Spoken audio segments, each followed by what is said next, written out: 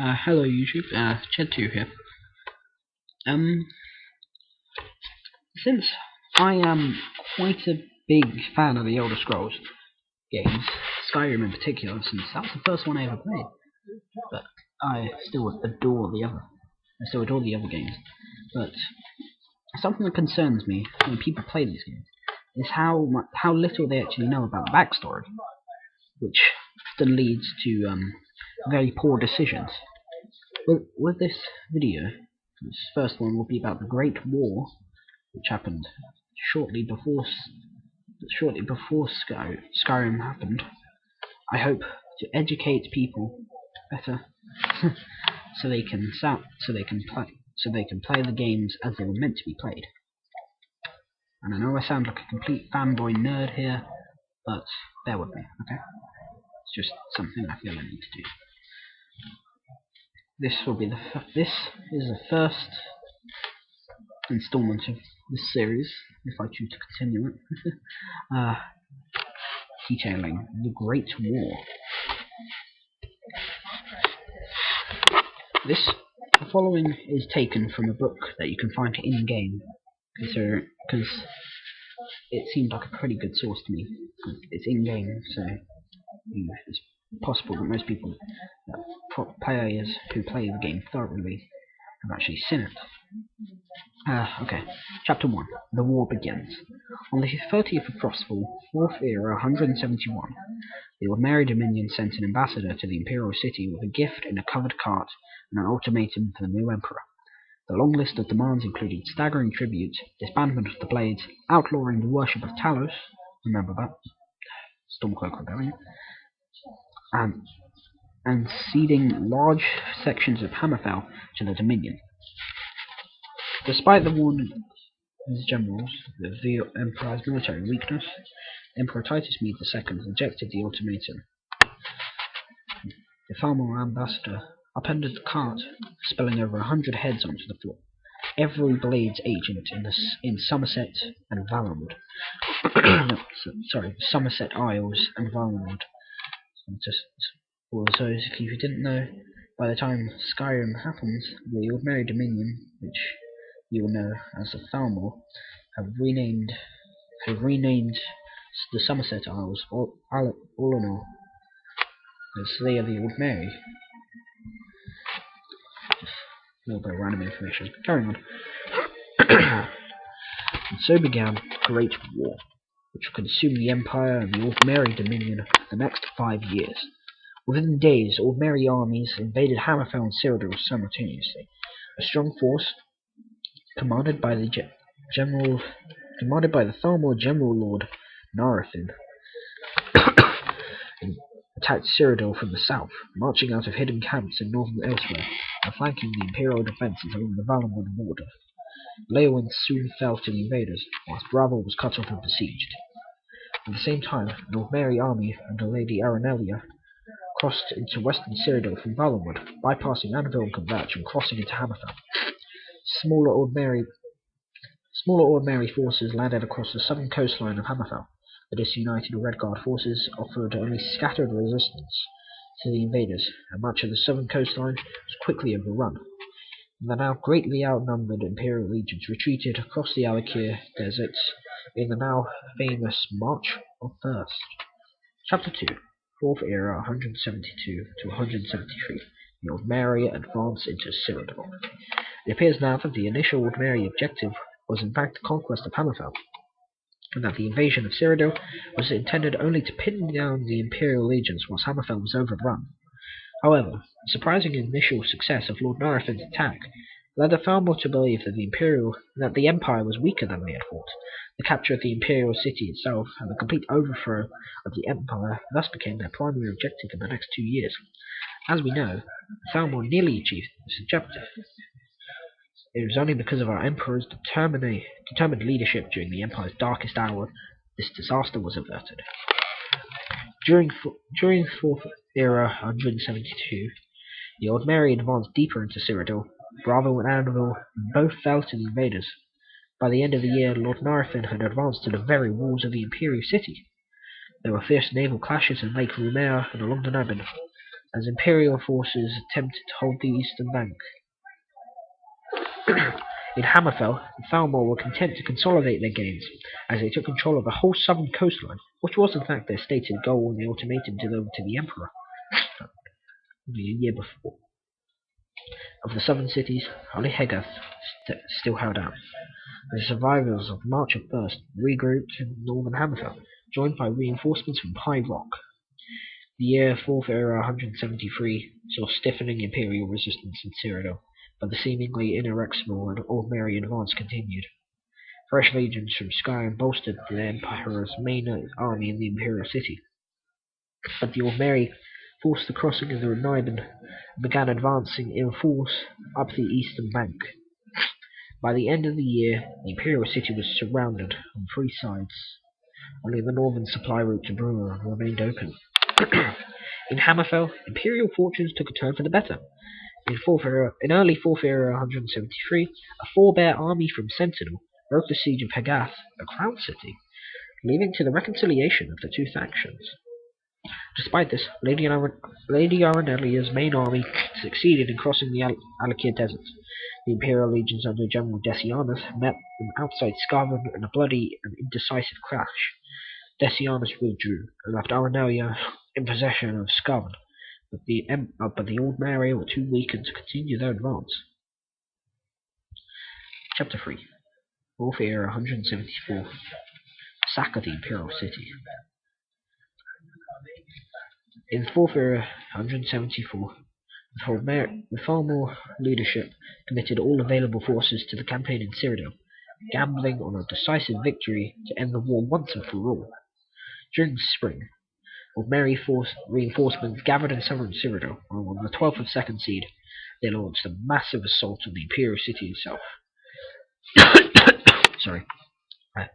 One army drove north to completely surround the city, while Lord Narfen's main force attacked the walls from the south, sea, east, and west. The Emperor's decision to fight his way out, rather than make a last stand, was a bold one. No general dared advise him to abandon the capital, but Titus II was proven right in the end. While the 8th Legion forced desperate and doomed rearguard action on the walls of the city, Titus II broke out of the city to the north with his main army, smashing through the surrounding Old-Mary forces and linking with reinforcements marching south from Skyrim under General Jonah. Meanwhile, however, the capital fell to the invaders, and the infamous sack of the Imperial city began. The Imperial palace was burnt, the White Gold Tower itself looted, and all manner of atrocities carried out by the vengeful elves on the innocent populace. In Hammerfell, General Decianus was preparing to drive the Old-Mary back from Skarvan when he was ordered to march for Cyrodiil. Unwilling to abandon Hammerfell completely, he allowed a great number of invalids, as he called them, to be discharged from the legions before they marched east. These veterans formed the core of the army and eventually drove Lady Arenelia's forces back across the Alakir late in 174, taking heavy losses on their retreat from harassing attacks from the Alakir warriors.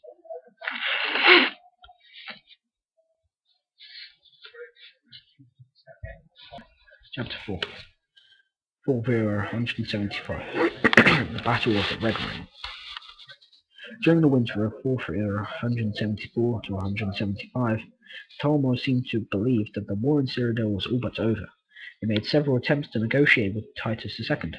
The Emperor encouraged them in their belief that he was preparing to surrender. Meanwhile, he gathered his forces to retake the Imperial city. In what is now known as the Battle of the Red Ring, a battle that will serve as a model for Imperial strategists for generations to come, Titus II divided his force into three. One army, with the legions from Hammerfell under General Decianus, was hidden in the Clovian highlands near Corel. The Old-Mary were unaware that he was no longer in Hammerfell, possibly because the Imperial veterans Decianus had left behind led Lady Arenelia to believe that she still faced an Imperial army. The second army, largely of Nord legions under General Jonah, took up position near Shadowland. The main army was commanded by the Emperor himself, and would undertake the main assault to the Imperial city from the north. On the 30th of Rain's Hand, a bloody battle of the Red Ring began as General Decianus swept down on the city from the west, while General Jonna's legionnaires drove south along the Red Ring Road.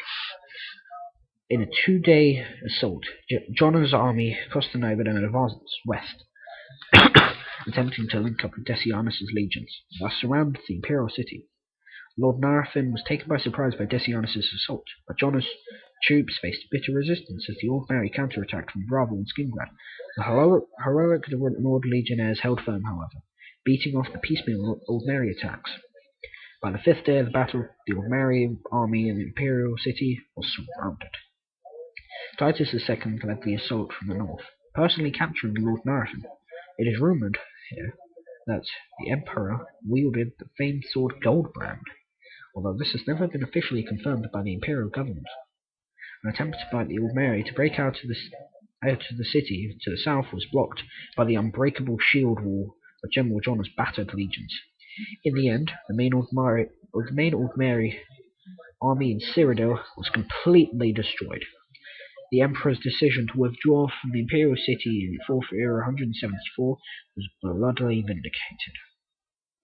Lord Narfin was kept alive for 33 days, hanging from the White Gold Tower. It is not recorded where his body was buried, if it was buried at all. One source, however unreliable it may be, claimed he was carried off by a winged Daedra on the 34th day. 35. The White Gold Concordat and the end of the war. Now, before I read this one, this